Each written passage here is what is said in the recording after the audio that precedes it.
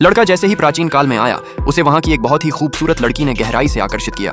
वह सचमुच धरती का अनमोल नगीना था, पर लोगों की नजरों में वह सिर्फ एक नाकारा बेकार इंसान ही था, क्योंकि उसने चरम दर्जे की निचली मेहमान बनकर वहां आकर घर के मालिक के लिए कुत्तों को खिलाने का काम कर लिया था। इसलिए आदमी ने ठान लिया कि वह अब आलस करेगा और ढीला पड़ जाएगा, हर दिन सोएगा जब तक खुद ब खुद न उठे। पर उसे जो उम्मीद थी वैसा नहीं हुआ। झाओ परिवार की लेडी की एक कटोरी ठंडी पानी ने उसे उठा दिया। लेडी ने उस आदमी पर जमकर चिल्लाते हुए उसे कोसा, कहा कि जाओ, घर आलसी घटिया लोगों को पालता नहीं, आज ही यहाँ से चले जाओ। अपने इस अच्छी नौकरी को बचाने के लिए आदमी तुरंत एक फ्लर्टिंग ट्रिक निकाला। पिछली जिंदगी में वह आर्ट्स का टॉप स्टूडेंट था। उसने पेन उठाकर बेहतरीन शेर लिख दिए। ऐसी शानदार पंक्तियां सुनकर लड़की तुरंत उसकी प्रशंसा कर बैठी। लेडी बानन वॉन चुएट ने सोचा कि वह यह शेर अपनी कजिन को सुनाएगी, पर रास्ते में उसकी कजिन की नौकरानी ने गलती से इसे बदल दिया। इस तरह शेर का श्रेय अचानक किसी और के नाम पर चला गया। कहा गया कि शेर तो पैसे लेकर किसी बड़े कवि से खरीदा गया है, क्योंकि शेरों के लेखन का ढांचा वैसा ही था। और पैसे वाले क्युंगुस्य छेनगोंगजी उसी वक्त वहां आ गए और उन्होंने वही शेर दोहराया। बाणन तुरंत पैसे वाले की प्रतिभा से आकर्षित हो गई और उसके प्रति रुझान होने लगा। तभी कजिन ने कह दिया कि यह शेर तो उस आदमी ने लिखा था, और वहां पर सीधे आदमी को बुलाकर शेर की पुष्टि करवाई। पर पैसे वाला जिद पर अड़ा और अफसोस जताया कि यह शेर तो उसका ही है।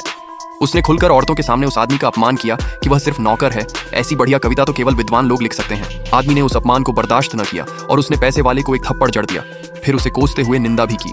फिर उस आदमी ने शेर की बाकी दो पंक्तियां भी लिखकर दिखाई। सोचा कि अब पैसे वाला कोई बहाना नहीं करेगा। वट की हल्की हवा में परिक्रमा, कमल का सौम्य रंग मन को मदहोश कर देता। ये वास्तव में सदियों तक मशहूर होने जैसी पंक्तियां थीं, असल में बेहतरीन। पर पैसे वाले ने फिर कहा कि उसने यह कविता बड़े दाम देकर महान कवि गु वनहाव से खरीदी है। ये सुनकर बानन तुरंत मान गई, क्योंकि वह गु वनहाव की बड़ी फैन थी। ऐसी अच्छी पंक्तियां उसके ही आदर्श की लिखी हुई हो सकती थी। फिर बानन ने उस आदमी को एक बदनीयती इंसान समझ लिया कि कैसे वह किसी महान कवि की बात को अपना कह सकता है। वह आदमी तब लेखों का भुगतान लेने के लिए लेजर रूम जांगफांग गया और फिर तुरंत महल से निकल जाने को कहा गया। पर इस वक्त आदमी उस सुंदर लड़की को छोड़कर जाना नहीं चाहता था। चारों ओर खड़े लोग तुरंत उसके लिए मिन्नतें करने लगे। मैं तुम्हारे लिए बैल बनकर काम कर दूंगा। दिखते हुए उसकी इतनी दयनीय हालत पर कजिन ने सुझाव दिया कि उस आदमी को अपने घर दहेज वाला दामाद बना ले। इसी तरह वह आदमी सफलतापूर्वक जियायून की गाड़ी में बैठ गया। जैसे ही ये दोनों बातें कर रहे थे, अचानक किसी ने उनकी गाड़ी को रोका। इसके बाद जियायून और वह आदमी जुई शांग लू में घसीटे गए। उनके ठाट बाट पर कोई शक नहीं। आज जिन महिलाओं से वे मिले, उनकी बदन रचना तो कसी हुई जिमगोदी वाली लगे। किशोर राजकुमार ने उस आदमी को देखकर उसे जानबूझकर ताना मारना शुरू कर दिया कि वह तो सिर्फ मेजबान की तरफ से एक नौकर ही है, यहाँ आकर क्या कर लेगा।